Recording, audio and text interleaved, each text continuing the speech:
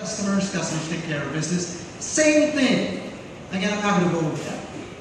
What I really want to talk to you guys about is the motivating factor, why we even do what we do in customer support. So what's really triggering us to do this? So I was in Gettysburg, February, and they had a sales kickoff. And there was a prolific speaker there by the name of Ryan Estes. He's a motivational speaker. And essentially, this guy's a professional speaker, and we hired him at the GXS then to speak to all of us at the sales kickoff. And this guy, just for context, he speaks like 75 sessions a year. So in 52 weeks, he's practically in the airport, if not once, twice a week, traveling from one airport to the other. So his story kind of resonated to me, and this is a true story, by the way. And his story resonated to me because this is simply what we try to do in customer support. And essentially, what we ought to do at GXS with OpenText. So it's a story around Starbucks, and it's very compelling. Everybody knows Starbucks, right? So it's Christmas Eve, and again, the guy's name is Ryan Estes. It's Christmas Eve, and he uses a terminal D at Minneapolis Airport, if I'm not mistaken. So he's flying back home to Ohio, where he's from. And it's Christmas Eve, and he's expecting a lot of traffic. So he gave a lot of time for himself, so he would get to this airport at time. So he did just that. So he checked in all his bags, got his boarding pass, and is on to his gate. And of course, it's Christmas Eve, he's kind of relaxed, he's put his headphones on, listening to his music, his Christmas carols, and he's walking to his gate, and he's, I got plenty of time. Maybe I should pass by Starbucks so I can get my usual Starbucks coffee. Yeah, Ryan apparently loves his pumpkin spice latte. I've never tried it, so maybe I should try it.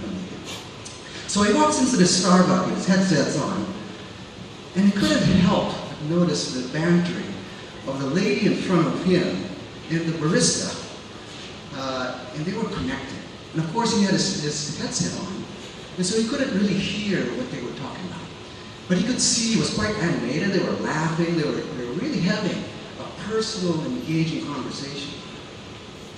So here comes Ryan, this is next to Ryan, and it was greeted by a huge smile by the barista, and by the name of Lily, and I'm going to introduce Lily to you. And Lily essentially said, "Happy holidays, what can I get for you? My name is Lily." And here comes Ryan, kind of looking at the funniest home videos. He thought he was being flirted on or something, right? So he said, "Well, my name's Ryan, and I'm going to have my usual pumpkin spice latte." "Great, we'll get you that. Where are you from, Ryan?" I'm from Ohio." "You have any kids? Where are you going to spend your family?" So he's kind of getting awkward, but before he knew it, he was likewise, just like the first lady in front of him, engaged in a personal conversation. He was able to divulge who his girlfriend was, how old he is, etc., what he did for a living.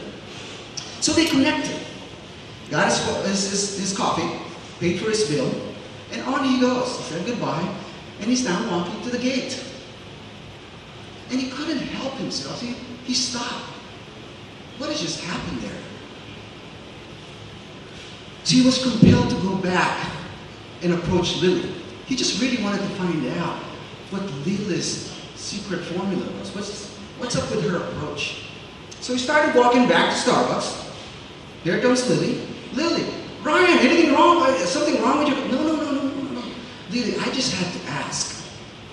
No offense meant, but it's Christmas Eve. I'm sure you'd rather be in a place other than Starbucks. Be with your family, and all you're doing, and you're just so lively, however, all you're doing is you're just pouring coffee, one cup after the other. Lily said, "Ryan, I need to stop you. I'm not just pouring coffee.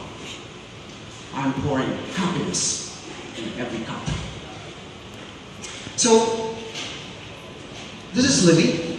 Again, she looks like an Asian. You can't see her, but she's in Terminal D. And so Ryan asked her, "Lily, so you do this to kind of promote Starbucks, right? So people will always come back to Starbucks and promote Starbucks and say, no.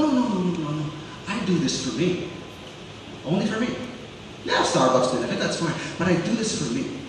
I help people When I help people, they're happy. It puts a smile on their face. I love my job. I have fun. And all I'm doing is pouring happiness. So, again, the message of the story is really how much we touch our customers. So in customer support and GSS, essentially this is what we try to do. We try to pour happiness in every which way we can. Whether that be in all these initiatives that we do, whether from the time the phone rings to when the phone drops, we try our best to essentially pour happiness. And that's essentially what we do with GSS. But in the spirit of today's event, that being of team building, I want to take advantage of this story for all of us. So it's not just GSS. Certainly we can do that, but we're more of a customer-facing group. But I think it applies to each and every one of us, each and every group. So, in the spirit of team building, we're one team, one GXS, one OpenText.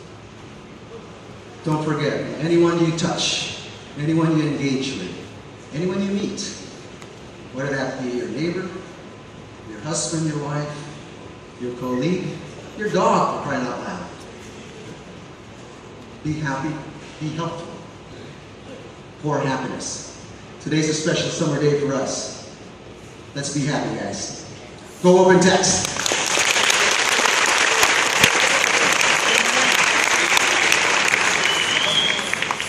Introduce Jennifer.